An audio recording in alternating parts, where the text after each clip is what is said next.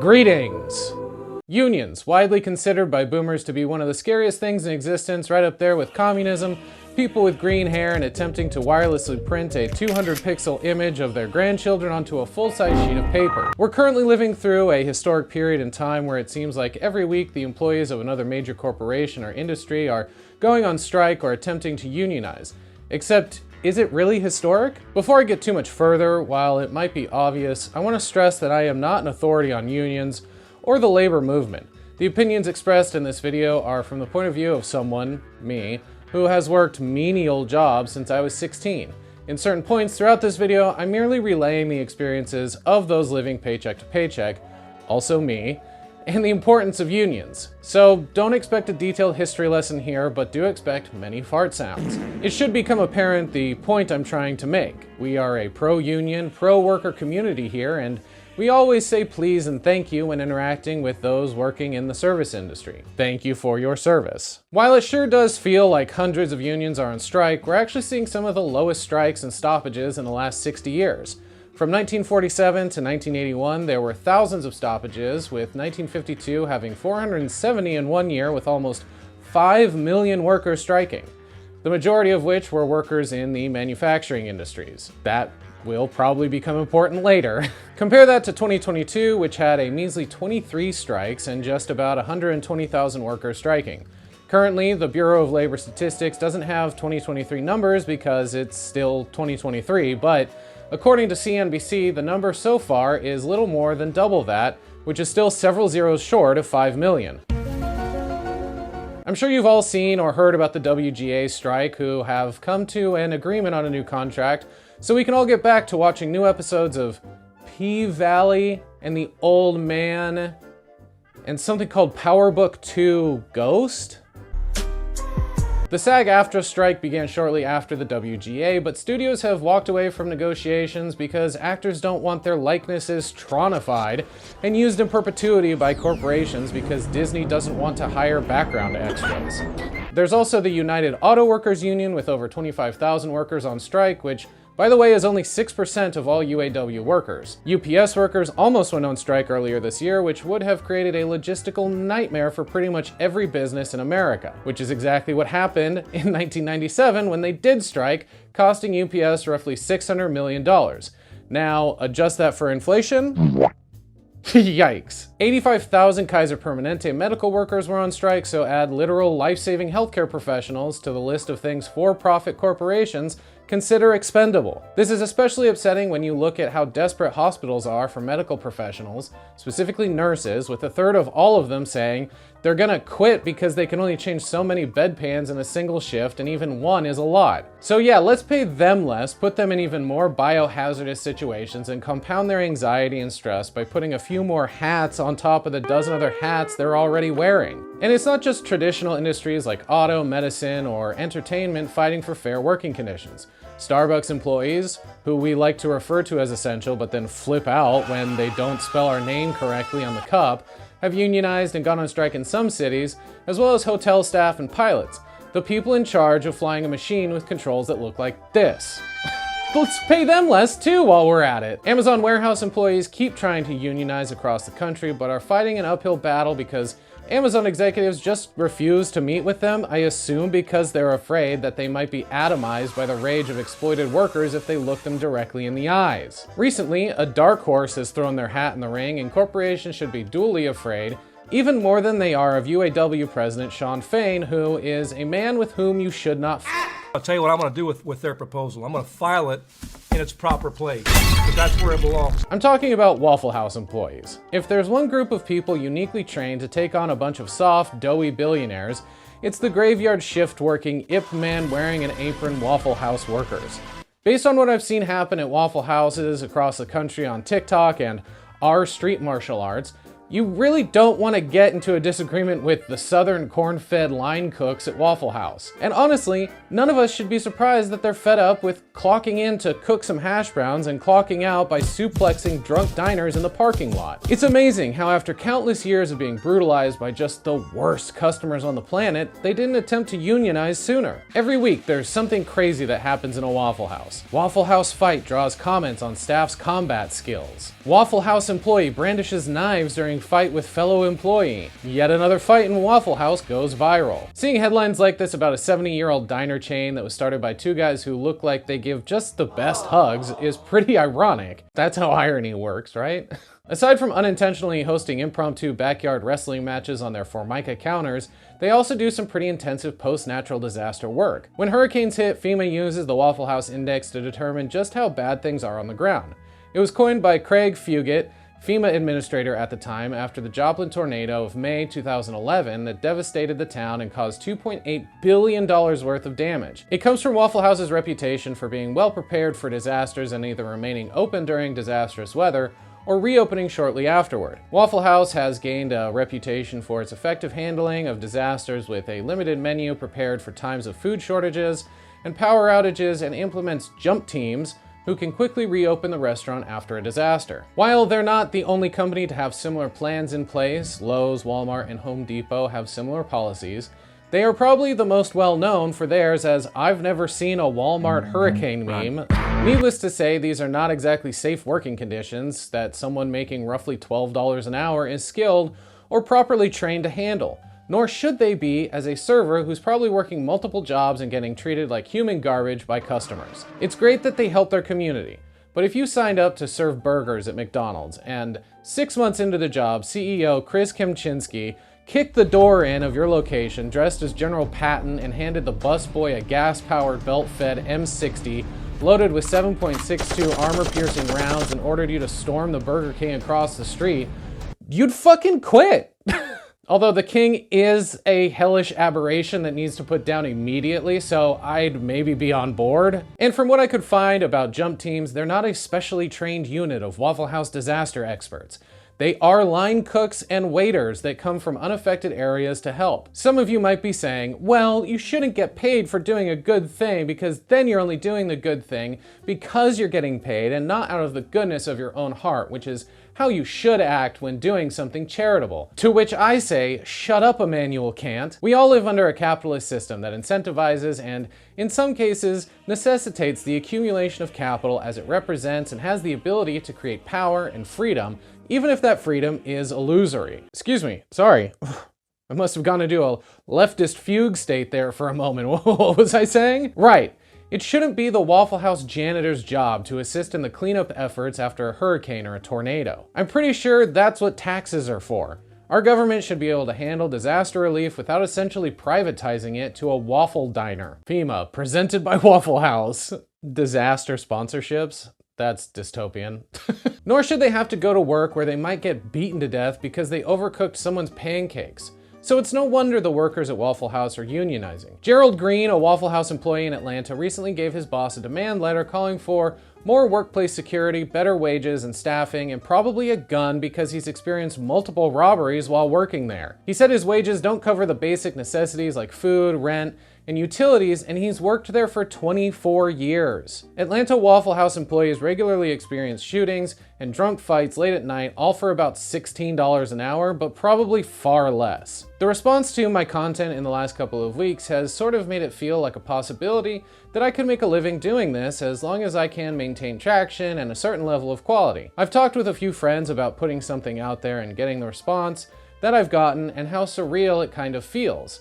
Mainly because I've been working regular jobs since I was a teenager pretty much every day, with the exception of weekends and a couple holidays and anytime I needed to use a sick day, which usually meant I fucked up last night and now I am extremely hungover. Most of them were thankless jobs, and I don't think I'm an exception to want something more out of the labor I produce, to feel more fulfilled. Western culture has valued performers and entertainers for a long time in some pretty unhealthy ways. Celebrity gossip magazines, tabloid entertainment shows, and in the multi-million-dollar paychecks given to actors like Will Smith, and The Rock, who then get on social media and beg their broke fans for money that they don't have. I hate to be the guy that quotes Fight Club, a movie starring overpaid abusers and pompous entertainers talking about how you're not your car or your bank account or your fucking khakis, and that we shouldn't be fetishizing or putting performers on a pedestal. But however you feel about the movie or the book, the sentiment holds true nonetheless. Growing up as a millennial, I was bombarded with the idea that fame and notoriety were the ultimate achievement, not just for the acclaim and to feed some narcissistic impulse, but also because it truly seemed like the only life that would allow an individual the freedom to realize their true self. A life that grants you the ability to try new things, see new places, and grow as a person. Hopefully. I only became comfortable with myself, my beliefs and ideals, and what the likely outcome for my life was in my early 30s. No picket fence, no 2-car garage, no 2.5 kids and a dog. Best case scenario, working a job I only kind of hate. I don't want to sound ungrateful here. I know there are people who have it so much worse than I do, and I'm thankful every day for what I have and earned on my own. My white privilege is a thing that has obviously also helped, so I'm not gonna sit here and discount my own amount of inherited luck. I think I have a little more self-awareness than that. For a long time, I wanted to be a photographer, making art, and thought I could make that happen. But it's grueling going to places you normally wouldn't at the oddest of hours, forcing yourself to lug an annoying piece of equipment pretty much everywhere, and also take part in networking. Wanting to create something akin to art for a living shouldn't be something less than 1% of the population can do to make a living, that in most cases came about due to chance. Or nepotism. The US is the richest country in the world. Hell, California has the 5th largest GDP in the entire world. We have enough money to subsidize basic living expenses, education, and healthcare if we wanted, and yet we still exploit the bottom 80–90% in order to increase the profits of a few. We have the money and technology that would allow people to live a life learning and creating art instead of working 3 dead-end jobs just so they can afford a babysitter. And I say dead-end not to be disparaging, but because a lot of essential jobs lack upward mobility and an opportunity to grow within a company. I've personally experienced this with almost every job I've had, and I'm f***ing tired. And so are millions of people across the country. We're fed up with our own exploitation. Even those who have successfully achieved new union contracts like the WGA refuse to return to their previous jobs because their employers have shown just how little they care about their well-being. Writers for the Drew Barrymore show decided not to return after the show resumed filming without 3 of its head writers back in September, which led to celebrity apology video number 237865. Her show also didn't let audience members in who were wearing pins in support of the WGA. I assume the audience was trying to watch a live taping just so they could throw a salad bar at her for her decision to scab during a strike. While the WGA SAG-AFTRA strikes have been about doing away with mini writers' rooms, AI scripts and screenplays, and residual payments for streaming, Waffle House employees are asking for a security guard so they don't get stabbed. In a perfect world, we wouldn't need unions at all, and CEOs and corporations would act altruistically by providing appropriate safety measures and fair compensation, because happy employees make for a more productive and enjoyable work environment. But because capitalism incentivizes greed and the hoarding of wealth, the honor system really doesn't work here. People with power only want one thing: more power. And one of the ways they maintain that power is by insulating themselves from the plight of the peasantry, as if they were a royal lord holed up in his castle, avoiding being burned at the stake by the pitchfork-wielding rabble. So, the people must force capitalists to meet their demands by withholding their labor. Unions push back against the inherent drive for maximum profits, which come at the expense of workers' rights and their well-being. Throughout the centuries, unions have achieved higher wages, better working conditions, and benefits for their members. It's because of unions and the labor movement that we don't allow 4-year-olds to get mangled in cotton gins while working 16-hour days. Although some states are trying to roll those laws back. Probably shouldn't laugh at that. The first recorded instance of workers striking happened almost 3,200 years ago in ancient Egypt. During the reign of Ramses III, there were payment disruptions and delays to tomb builders and artisans at modern-day Deir el-Medina. In response, the highly respected and skilled workers initiated what is now considered the first recorded labor strike. This evolved into a protest against perceived breaches by the pharaoh, whose job it was to maintain harmony among the hierarchy of the citizenry. It was unprecedented at the time and set a new standard for worker empowerment. It is insane, though, that the working class are still fighting for basic human rights 3,000 years after the first time a group of skilled and essential workers performed a sit-in. From available records, the Deir el-Medina strike was largely non-violent. While workers took over significant locations, there isn't evidence that anyone was injured or killed, but that's not always the case with modern-day strikes. In 1886, 11 people were killed and over 100 injured in what is known as the Haymarket Affair. 25 people were killed in 1914 in Ludlow, Colorado during the Ludlow Massacre, and either a dozen or hundreds were killed in the Battle of Blair Mountain, one of the largest civil uprisings in US history and the largest armed insurrection since the Civil War. Between 10 and 15,000 coal miners confronted an army of police and strikebreakers backed by coal operators. And this is just in the US. Countless other labor movements from across the world have been met with a larger show of force and even more murdered because workers just want to be able to feed their families. I don't want to linger too much on how many people have been murdered in labor disputes because it's just beyond maddening and also super depressing. But what I will say is that because of these heroes, we have fair labor standards, unemployment insurance, the right to organize and collective bargaining, and countless other protections in place. But it still pisses me off that even one person had to die for companies and corporations to pay a living wage. And despite all this, CEOs still view their workers as nothing more than a nuisance they reluctantly pay the bare minimum to. As if every person working on a factory floor is an NPC in The Sims. Make sure they have just enough food and rest days so the Grim Reaper doesn't show up to claim their soul when they die on the line. And then fall in love with their coworker and have a death baby that's now, I guess, company property? What is going on with The Sims? Don't forget to give them bathroom breaks, and by bathroom breaks, I of course mean an empty Gatorade bottle they can shit and piss in. I'm a leftist, but I'm not smart enough to determine whether I'm a Marxist or a democratic socialist or an anarchist, and I haven't brushed up on my dialectical materialism. I'm definitely not a libertarian though. Those people are confusing as hell. But what I do know is that unions and collectivism have played a pivotal role in the American labor movement up until Reaganomics. Reagan put policies in place that favored corporate interests and union busting, where unions faced immense challenges and smear campaigns painting them as un-American. In 1981, he single-handedly fired 11,000 air traffic controllers who went on strike, which is often viewed as symbolizing a broader assault on organized labor and its bargaining power, which indirectly affected the security of U.S. manufacturing jobs. Let me read the solemn oath taken by each of these employees in the sworn affidavit when they accepted their jobs. I am not participating in any strike against the government of the United States or any agency thereof, and I will not so participate while an employee of the government of the United States or any agency thereof. It is for this reason that I must tell those who fail to report for duty this morning they are in violation of the law, and if they do not report for work within 48 hours, they have forfeited their jobs and will be terminated. Oh yeah, his administration is one of the main reasons the middle class and American manufacturing jobs basically don't exist today. During the 80s, the US experienced a major shift in its manufacturing sector. This transformation was influenced by the rise of globalization, with many manufacturing jobs moving overseas due to factors like lower labor costs.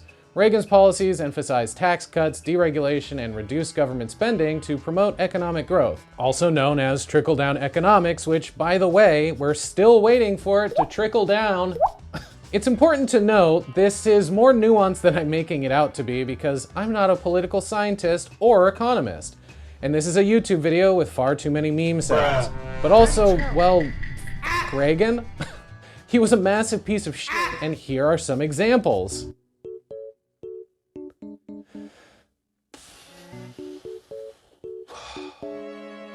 Wow. Deregulation and privatization, especially in massive industries that supply transportation, medicine, utilities, and technology, never goes well. Just look at how many forest fires are caused by PG&E cutting corners to make a profit. Capitalists can't be trusted to govern themselves because of the inherent systemic need to increase profits 20% year over year. And none of them are going to self-report any dangers because that would tank their stock price. In order to achieve constant growth, someone has to be paid less and put in more dangerous situations. Capitalism requires infinite growth while strip mining finite resources. It's an unsustainable system that not only destroys the minds and bodies of the worker, but also the planet. which we only have one of. Which is why billionaires, I assume, really want to colonize Mars so they can f it up too. And while workers get paid $12 or $16 or even $32 an hour, CEOs often make hundreds of times that. Do they produce hundreds of times the amount of labor as the janitor? Unless you count tweeting stolen memes as labor, no, they don't. They usually fell into their positions and got lucky by being in the right place at the right time. Or stabbing someone in the back because CEOs are psychopaths. I would say that the barista who makes your coffee does something far more important than whatever investment bankers do. I remember a guy being like, like you're working in a coffee shop somewhere. You got to think like, that's not a career. You got to do that. Talking to the guy and being like, so do you think no one should work in a coffee shop? And he was like, I wouldn't. And I was like, but I'm asking you, do you think coffee shops shouldn't exist? And he was like, no, I love coffee. And I was like, so you're bad. Again, we're agreeing it's good and necessary. Yeah. Coffee shops are actually better than what you do. So someone doing that should live in dignity and comfort and safety, right? We all think that is true. And like the idea that he was like, no, it should exist and it should hurt and be bad to do it. It's also weird that we hold certain jobs in higher regard than others, despite the fact that society would literally crumble without the less than honorable jobs, like garbage man and plumber and bus driver. It's extremely classist and something that we do not approve of on this channel. No one thinks about the sanitation workers until they refuse to pick up the trash, which has happened multiple times throughout New York's history, for example. Although, who would really be able to tell in a place like New York? Am I right? Usually the most important jobs in any given society are the ones no one sees because they're disgusting and difficult, and quite frankly, very few people have the constitution to physically do them. Even when they're not all that physically hard, they often take a toll on you mentally and emotionally.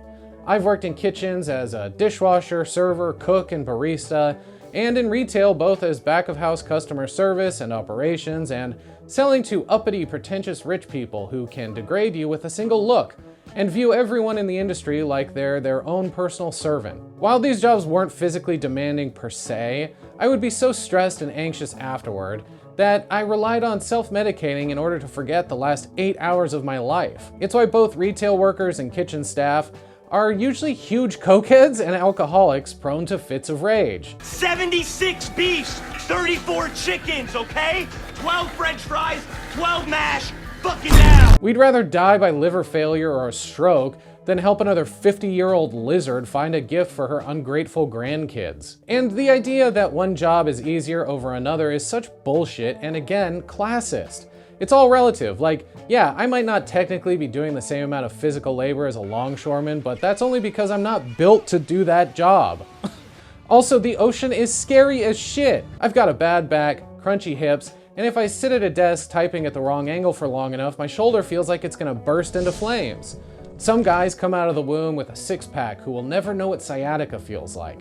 And to compare the two is stupid, as they require a completely different skill set to do well. It would be like having a bodybuilder perform ballet. Yes, he is strong and has muscles, but they get in the way of being able to pirouette or arabesque. I don't even actually know what an arabesque is. Arabesque? God. Why is it all French? Not only are we living through one of the largest pay gaps between the average worker and CEO since the French Revolution, these multi-billionaires are out-of-touch, tone-deaf boneheads, who are also embarrassing as hell.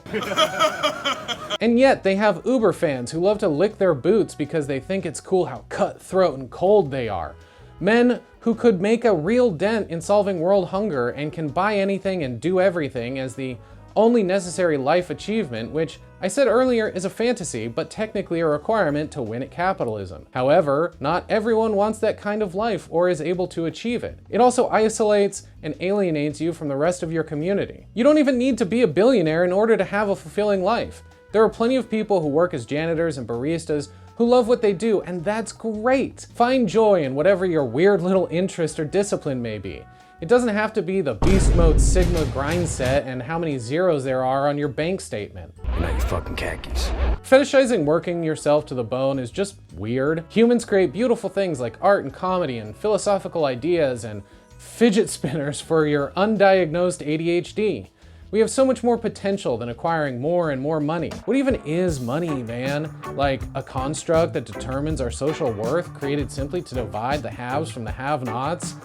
Man, come on. And I can already see a lot of bad takes about how working at Waffle House isn't a real job by people who definitely dine at similar establishments, which automatically makes you a hypocrite and destroys your argument. If working as a fry cook or pancake flipper wasn't a real job, then it wouldn't exist. And if corporations like Waffle House or Stellantis or Amazon or any of them say they can't afford to pay people more or offer safety and security, then that company shouldn't exist. Simple as that. You're bad at business if you've somehow squandered all your billions of dollars in profits on personal toys like rocket ships and mega yachts and imploding submarines instead of reinvesting that money back into the people who make the product or service the company reaps the benefits from. I think that's all.